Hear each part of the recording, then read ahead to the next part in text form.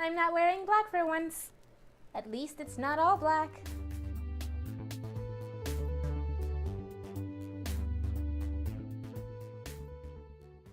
Hello everyone and happy Wednesday. I hope you all are having a beautiful day. I know I said in my last video that I would do a video every week, and then I went and added underneath that I was going to do it every other week, but then I got all excited and I was like, I might as well do it every week. So here I am, and happy Wednesday. Today I wanted to talk about something that came up in a Facebook writers group that I'm in.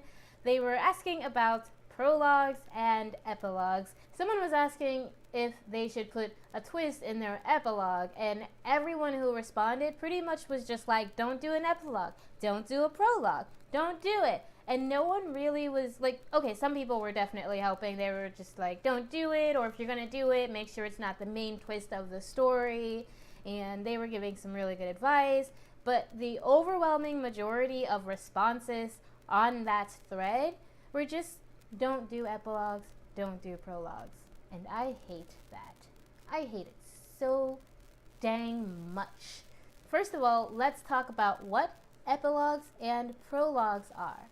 One definition of prologues is that it is a separate introductory section of a literary or musical work. The definition for epilogue is a section or speech at the end of a book or play that serves as a comment on or a conclusion to what has happened.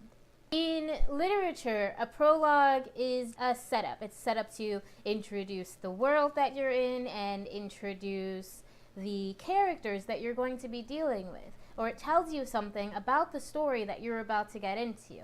One mistake that authors tend to make with prologues is that they create info dumps. They tell you, you do all this work, right? You do all this work to create this world, and you're so excited about it that you just want to talk about it. So you talk about these beautiful, fantastical trees that you've invented, or these creatures that exist in this world and they don't exist in the real world. What you're really doing is just telling. What you're doing is giving us a snapshot picture of the world that you've created, but with no tension, no excitement, and no story. It's essentially a slideshow of your vacation to this fantasy world.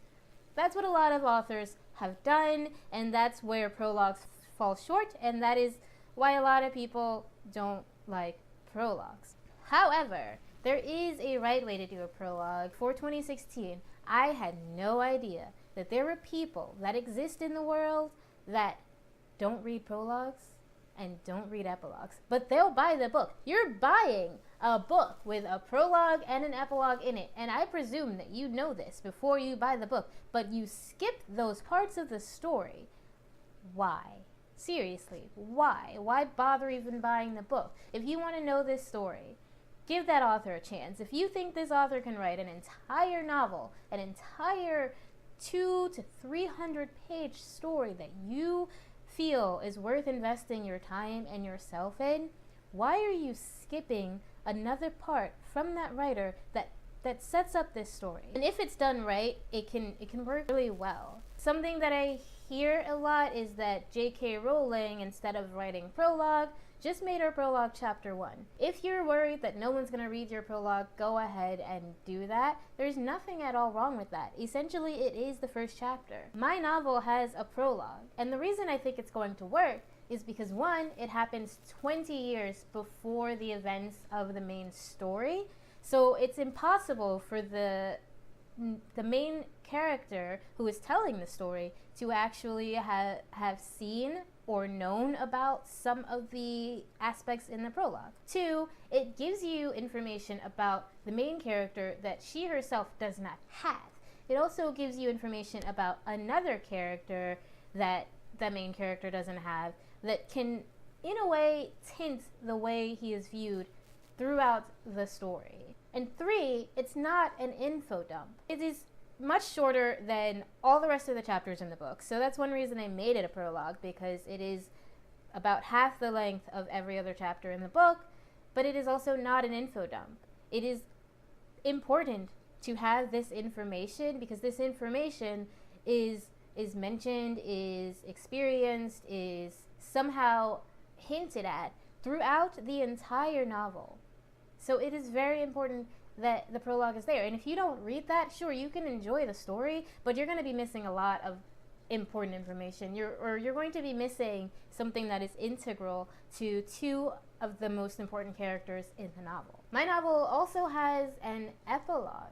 And I honestly have no idea why anyone would have anything against an epilogue, especially when nowadays many people are interested in series. An epilogue is a wonderful way of connecting the current story to the next story and getting your reader to want to follow along. If there's a time jump, an epilogue's good for that. If there is a scene that is occurring somewhere else but has been affected by the novel, by the story before it, an epilogue is good for that. My novel has an epilogue, which is it's not a long time jump. It's a few months ahead of the end of the novel, but it sets up what's going to happen in the next novel, and it is what's happening in the scene in the epilogue is directly because of everything that happened in the novel, and it sets up where the novel is going. So I think that's a good reason to have an epilogue.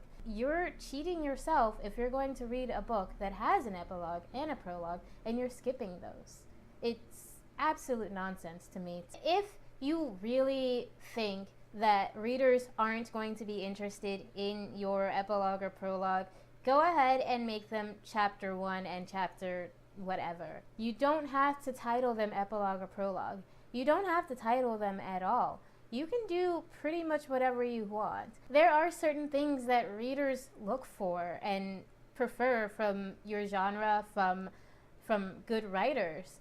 There are things that you need to be aware of and things that you need to learn and hone to make sure that your craft is accessible to as many people as possible. Ultimately, at the end of the day, it's your story. Write it the way you want to write it.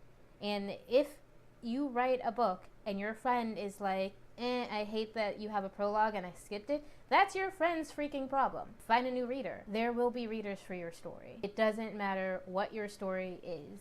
There will be readers for it. As long as you write the story that you love and that you feel needs to be told, someone's going to be out there who's going to be willing to read it. I'm willing to read it. I'll read pretty much anything. I told my friend the other day, if someone gives me a book, then that's what I'm reading. I am not great at going out and looking for stuff. I read whatever I'm given. I read whatever I find. I read books that are recommended on YouTube, recommended by my friends, that I just randomly come across on Amazon or in stores.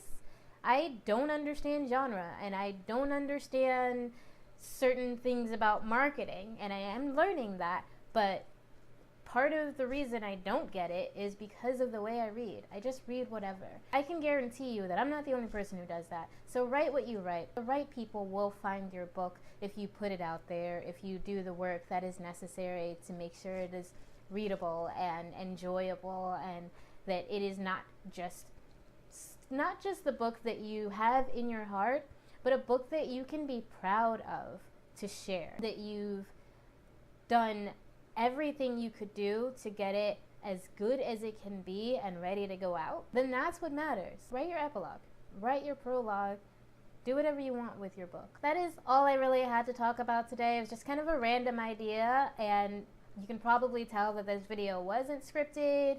I haven't decided yet exactly how I want to do this channel. If you guys have any ideas or suggestions or questions or any topics you want me to talk about, please let me know in the comments. Also, please subscribe below if you liked what you see. I will be putting up another video in about a week's time, and I'll see you then. Thanks. Bye.